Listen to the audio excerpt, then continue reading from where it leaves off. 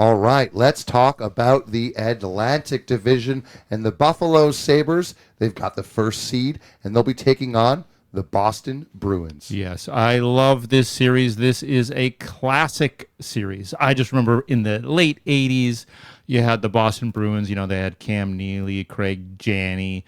They had Andy Raymond Moog, Bourque. Raymond Bourque, Lemelin in net. That was great. And obviously More Buffalo. of an Andy Moog team, but yeah, Lemelin was the backup. Lemelin was the backup, yeah. And then Buffalo, you know, you had Pat LaFontaine, Dave Andreychuk. Yeah, I mean, they were just such fun series. I think Boston usually got the best of them, though. Yeah, I love that May Day when Brad May had that overtime winner. One of the best goal calls of all time, absolutely.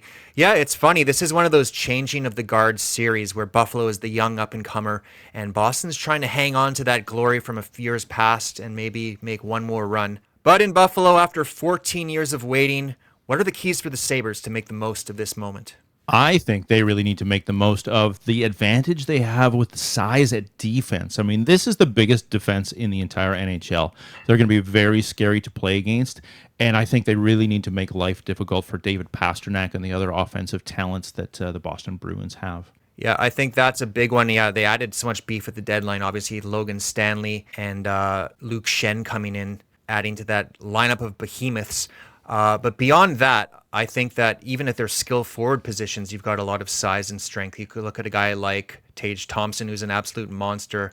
Alex Tuck plays a physical game. And of course, Josh Stone, a chip off the old block, plays like his old man, getting those dirty goals in front of the net.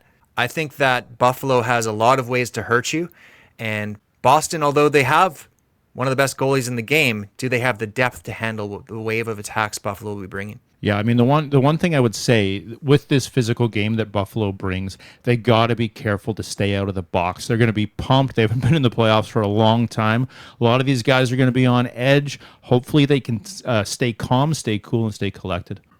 And how about their defense in Buffalo? Rasmus Dahlin, Norris-like season, 74 points in 77 games, and he plays with a physical edge. Can't wait to see what he can do. And, of course, he's joined by Bowen Byron and Owen Power back there.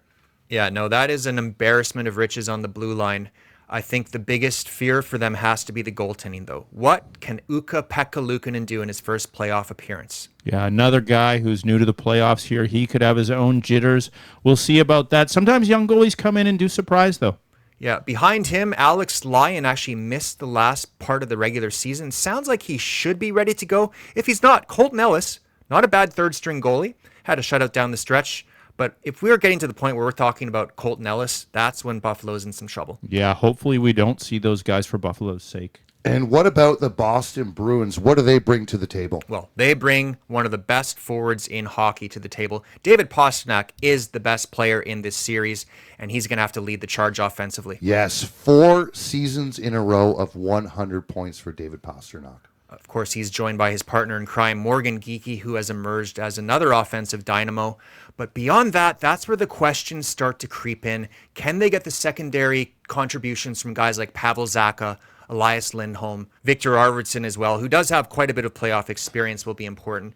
And they got that wild card, that ace in the hole. If things really go off the rails, maybe we see an appearance by young James Higgins. Yeah, looking at this team's defense, I think that the top guys are really going to have to absorb a lot of heavy minutes here. Charlie McAvoy, obviously an amazing defenseman.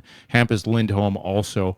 But I think that the mileage that these guys are going to have to absorb just to get through this series could be a little overwhelming, because after them, the depth kind of tails off pretty quickly. Very important between the pipes. Jeremy Swayman, he's known as a big-time goaltender, and Boston is going to need him if they're going to beat Buffalo.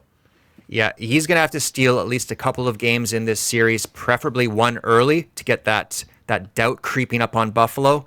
But otherwise, this could end up being a short series. Well, guys, who are you taking? I am going to pick the higher seed in this one. I'm going to go Buffalo. I just think they're going to be too much for Boston to handle. I'm going to say Buffalo in 6. Yeah, I'm also going to agree with you, John. Buffalo in 6. What a great story. You know, I have a long history of overestimating the Buffalo Sabres and them letting me down, but that will not deter me from picking the Buffalo Sabres in 5 games. There's just way too much talent on this team.